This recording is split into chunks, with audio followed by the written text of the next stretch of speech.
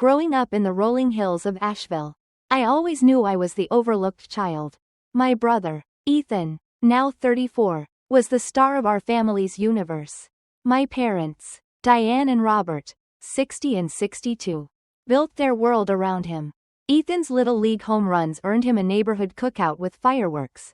My acceptance into the gifted program in middle school got a distracted, nice job.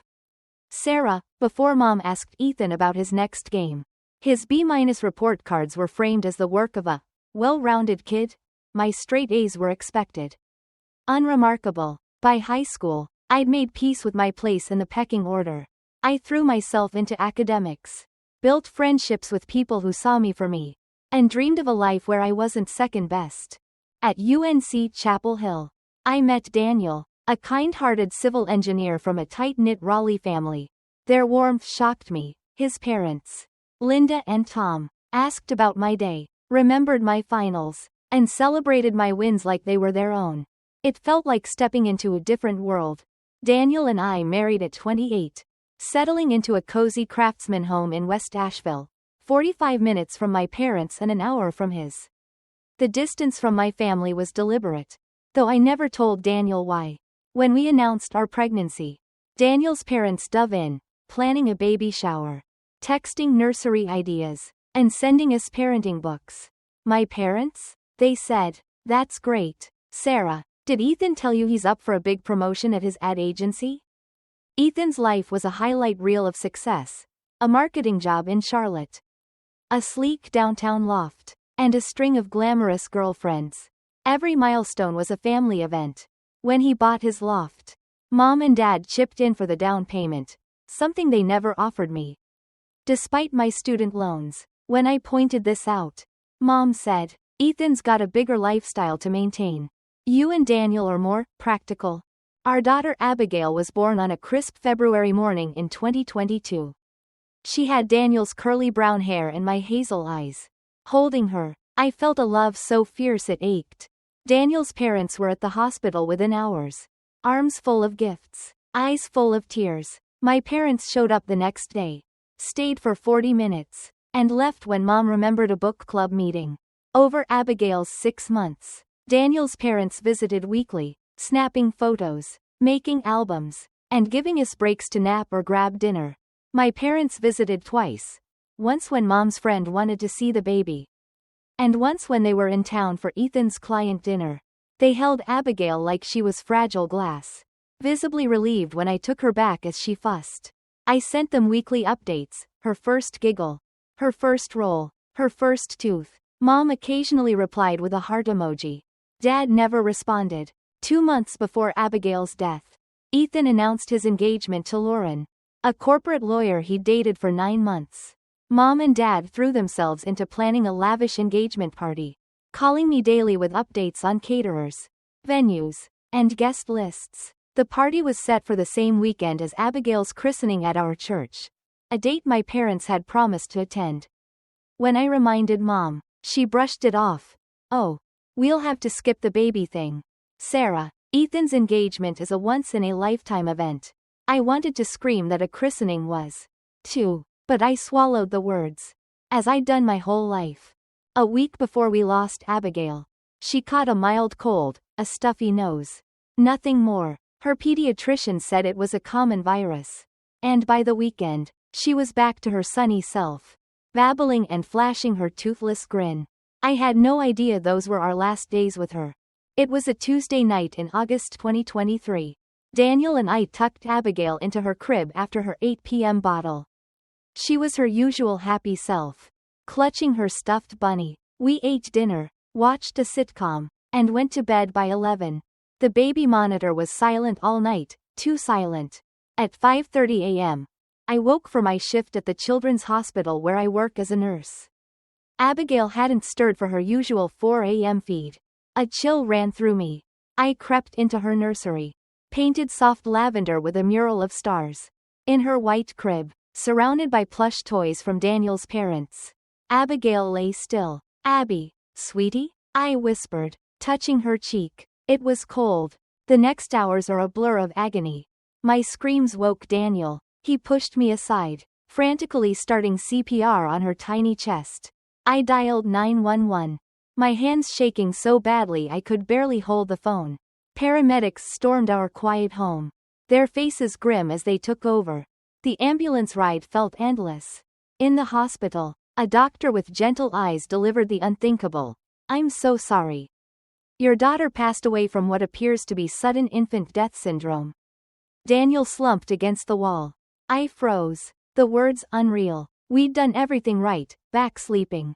No blankets. Perfect room temperature. Yet Abigail was gone. We held her one last time, memorizing her perfect face, kissing her tiny hands. The chaplain prayed with us. A grief counselor spoke words I couldn't process. I called my parents, voice breaking.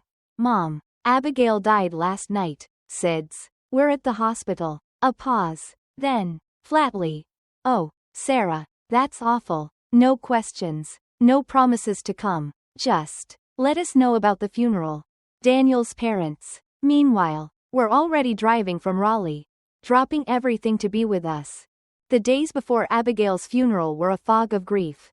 Daniel and I barely ate or slept, haunting our own home. His parents handled the logistics, calling the funeral home, ordering flowers, arranging food for after the service. My parents called once to ask when the funeral was. "Friday at 10 a.m., I said. "At Mountain Rest Cemetery." Mom hesitated. "Friday? That's Ethan's engagement barbecue. We've already committed." I begged her to explain. "Sarah, we can't cancel now. Everyone's coming. It's, just a baby. Ethan's party is about his future. You can have another child." The words were a knife, twisting deeper with every syllable.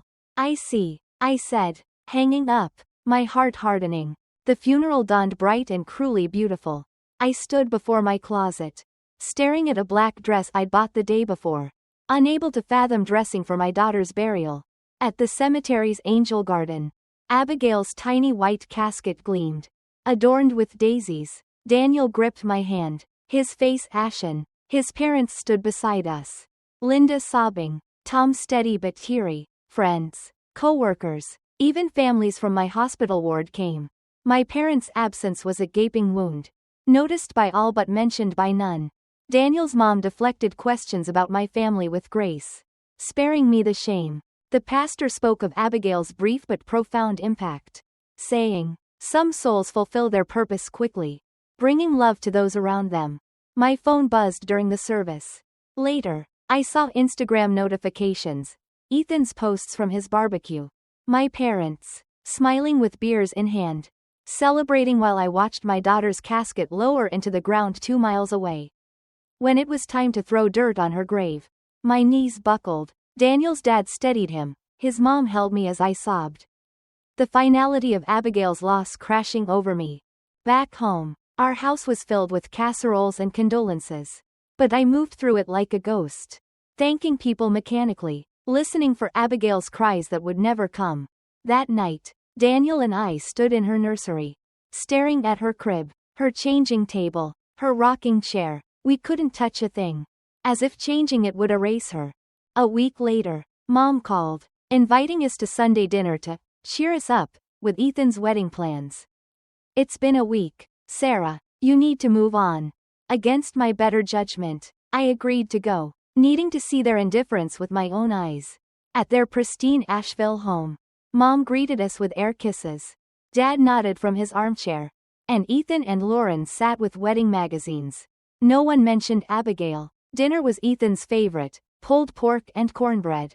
The talk was all about his promotion, Lauren's dress, and the wedding venue. I snapped during dessert. "Did Abigail's funeral ruin your barbecue?" I asked, voice sharp. Silence. Mom laughed nervously. "Let's not bring up sad things at dinner." Dad said, "What's done is done." Ethan rolled his eyes.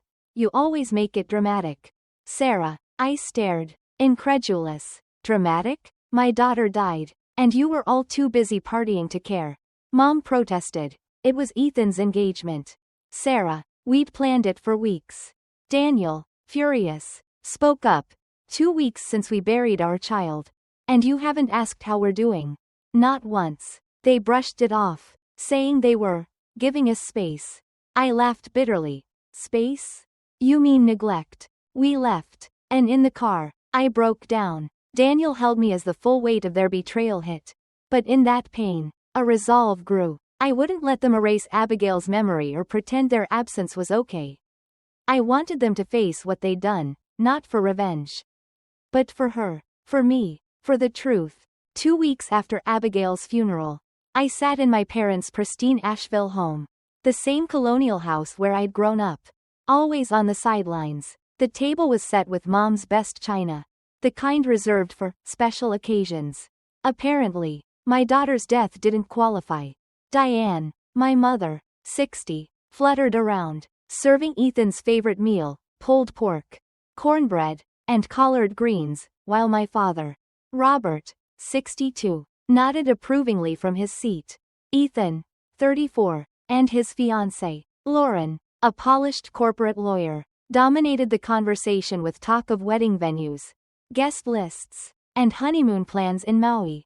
I sat there, next to my husband Daniel, feeling like a ghost in my own family. Not once did they mention Abigail.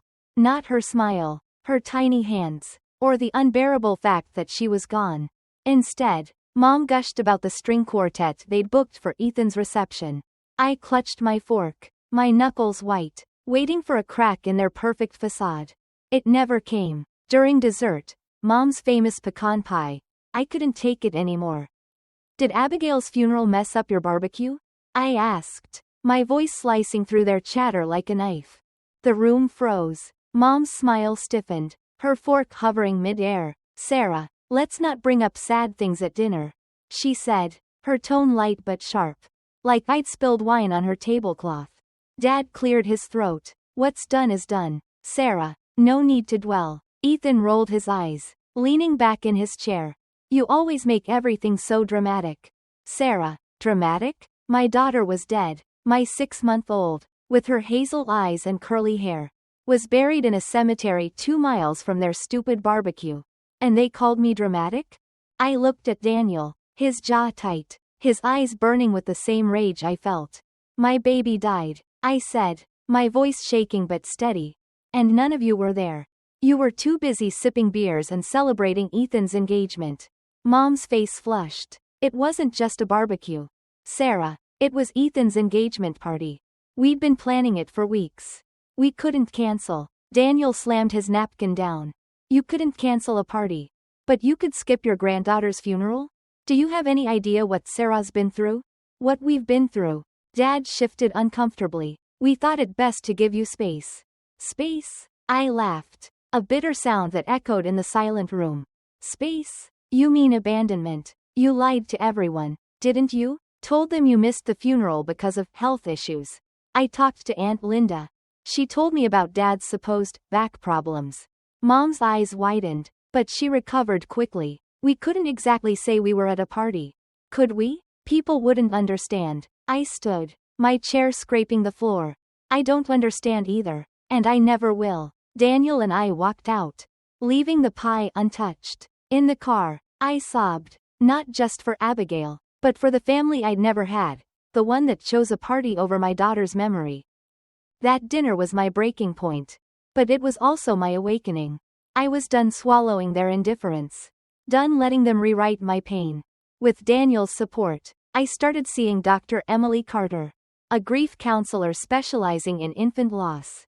In her quiet office, surrounded by soft blues and a box of tissues, I poured out my story. When I told her about my parents' absence at the funeral, her calm demeanor faltered, a flicker of shock crossing her face. That's profoundly painful, she said, choosing her words carefully. Have you always felt your parents favored Ethan? That question opened a floodgate. Session after session, I unraveled a lifetime of being the lesser child. The missed choir concerts because Ethan had soccer practice. The birthday dinners canceled because Ethan had a school play. The college fund half the size of Ethan's because, as Mom once said, girls usually marry and have husbands to take care of them. Dr. Carter introduced me to terms like golden child and scapegoat, explaining narcissistic family dynamics. It wasn't just the funeral, it was 31 years of being sidelined, culminating in the ultimate betrayal. dismissing my daughter's death as just a baby.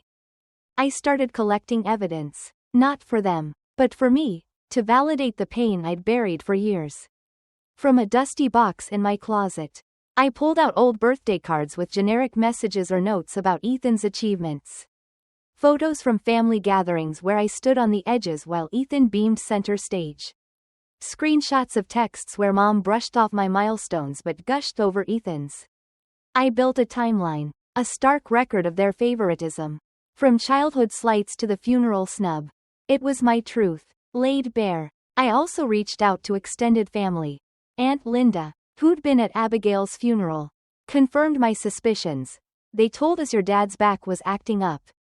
And Diane had to stay with him. It seemed odd, but who are we to question? Cousin Rachel said. I thought it was weird they didn't even show up for a bit. When I told them the truth, that my parents were at Ethan's barbecue, they were stunned. My family had spun a lie to save face. But I was done letting them hide. 2 months after the funeral, I was ready. I texted Mom and Dad. I'd like to meet to discuss moving forward. Just us three, Sunday at 2 p.m. at your house. Mom replied instantly. Wonderful. Sarah, I'm glad you're ready to move past this. I'll make your favorite blueberry cobbler. Her assumption that I wanted to move past Abigail's death without accountability fueled my resolve. The night before, Daniel held me as I rehearsed my words. Are you sure? He asked. Concern in his eyes. You don't owe them anything. I nodded. I'm not doing this for them. I'm doing it for Abigail. For her memory. If I stay silent, they'll rewrite the story. Say I was too emotional or unstable.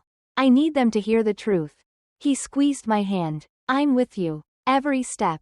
I dressed carefully that Sunday. Wearing a green blouse, Abigail's favorite color to stare at, and a necklace with her birthstone. A gift from Daniel. In my purse, I carried a framed photo of Abigail.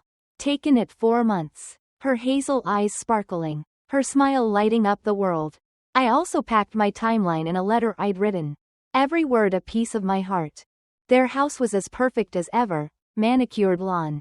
Blooming azaleas. The smell of fresh cobbler wafting from the kitchen. Mom greeted me in a sundress. Pearls gleaming. As if this were a casual brunch. Dad stood from his armchair, offering a stiff pat on the shoulder. Good to see you, Sarah. You look, well. I didn't. Grief had carved dark circles under my eyes. But they'd never noticed details about me. Let's have cobbler first, Mom suggested, heading for the kitchen. No, I said, my voice steady. I'd like to talk now. They exchanged a glance, the one that always meant I was being difficult. We sat in the living room. Them on the couch. Me opposite. Abigail's photo and my papers beside me. I want to talk about Abigail's funeral. I began. And why you weren't there. Mom's smile tightened. Sarah, we've been over this. We had Ethan's engagement party. I placed Abigail's photo on the coffee table. This is your granddaughter. The one you called just a baby. The one whose funeral you skipped for a barbecue. They glanced at the photo. Shifting uncomfortably. I'm not done, I said, cutting off Mom's attempt to speak. For my whole life, you've made it clear Ethan matters more. His games, his grades, his life, always first. I built my own world despite that. But when you chose a party over Abigail's funeral, you crossed a line. I handed them the timeline. This is a record of your choices. Forgotten birthdays, ignored graduations, financial help for Ethan but not me. And then, dismissing my daughter's death. Dad frowned at the papers. What's this supposed to be? It's proof, I said. Proof that your absence at her funeral wasn't a one-off. It was the final straw. I pulled out my phone. Showing Instagram screenshots. Mom laughing with a drink. Dad tossing horseshoes. Timestamped during Abigail's service. Do you know what it felt like to see these? To know you were celebrating while I buried my baby? Mom's composure cracked. Tears welling. What do you want, Sarah? We can't undo it. I want you to listen. I said, unfolding my letter. Dear Mom and Dad, when Abigail died, my world shattered. Your absence at her funeral. Your words calling her just a baby didn't just hurt me, they erased her. You've always put Ethan first. But this was different. You told me my grief was inconvenient. My loss insignificant. I'm not here for apologies. I'm here to say I see you clearly now. I'm stepping back to protect myself and Abigail's memory. If you ever want a relationship, you'll need to acknowledge this pain and change. Until then, I choose distance. I finished reading, my voice breaking but strong. Mom was crying, mascara streaking her face. Dad's jaw was tight, but his eyes held a rare uncertainty. You're cutting us off over one event? He asked. Not one event, I said. A lifetime. And I'm not cutting you off. I'm stepping back until you face the truth. Mom reached for Abigail's photo. Her voice a whisper. She had your eyes. Yes, I said. And you barely knew her. I stood, gathering my things. I've said what I needed. The rest is up to you. As I walked out, Mom called. Sarah, please don't go like this. I paused at the door. I'm right where I've always been. You're the ones who weren't there. Driving home, I felt a strange mix of grief and freedom. I'd spoken for Abigail, for myself. My phone buzzed with texts from Ethan, furious that I'd upset our parents. But also messages from extended family, Aunt Linda, Cousin Rachel, who'd learned the truth about the funeral. I had no idea. Linda wrote, I'm heartbroken for you and ashamed of them. I'm here. The lies my parents told were unraveling. And they'd have to face the family's judgment. Daniel was waiting when I got home, pulling me into his arms. I did it, I said, exhausted but calm. I said everything. Now we wait. That night, I slept better than I had since Abigail died, not because the pain was gone, but because I'd shed the weight of pretending their actions were okay. Over the next months, we built a new normal. I joined a support group for parents who'd lost children, finding solace in shared stories. Daniel and I saw Dr. Carter twice a month, navigating our grief as a couple. We turned Abigail's nursery into a memorial room, photos, her bunny, a cozy chair where we could feel her presence. I started volunteering with a local group for families affected by infant loss, using my nursing background to connect with parents like Rachel, who sobbed as she told me her in-laws said to just try again after her son's death. They act like he was replaceable, she said. I took her hand. I get it. My parents skipped Abigail's funeral for a barbecue, but standing up for her memory helped me heal. 3 months after the confrontation, Dad sent a letter, a shaky step toward accountability. Sarah, I've never been good at admitting I'm wrong. But your words, your timeline, the truth from our family, I can't deny it. We failed you and Abigail. I'm sorry. Mom sent a small package, a custom ornament with Abigail's name and birthdate. Angel wings etched beside it. Her note read, I should have been there. I'll regret it forever. Ethan showed up one rainy day, awkward but earnest, with a lavender plant for Abigail's memorial garden. As we planted it, he said, I never saw how unfair it was for you. I should have been at her funeral. I'm sorry. These gestures didn't erase the past, but they were cracks in their armor. We set strict boundaries, monthly dinners. No dismissing Abigail's memory, no sidetracking to Ethan's life. There were slip-ups, moments when old habits resurfaced, but also progress. Mom started asking about my volunteer work. Dad set up a small fund in Abigail's name at the hospital. At a family barbecue, I overheard Dad tell a cousin, cherish every second with your baby. I learned that too late with my granddaughter. On Abigail's first anniversary, we held a remembrance in her garden. Daffodils blooming around her angel statue.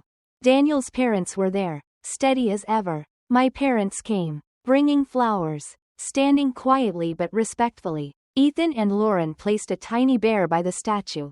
As we released biodegradable lanterns into the sky, I felt Abigail's impact, not in a mystical way, but in how her 6 months taught us love. Her loss taught us fragility. And her memory taught me to stand for truth. If you're watching and you've faced loss or betrayal, know this: healing isn't perfect, but it's possible. The scars stay, but you can find joy, purpose, and people who see you. Abigail's life, though brief, gave me strength to demand respect for my grief, to set boundaries, and to help others through theirs. If this resonates, please like, share, and comment. Have you ever had to stand up to family in your darkest moments? What helped you heal? Your story could lift someone else. Support organizations for infant loss. And remember, honoring your truth isn't selfish. It's the greatest gift you can give yourself and those you've lost. Be kind to yourself, you deserve it.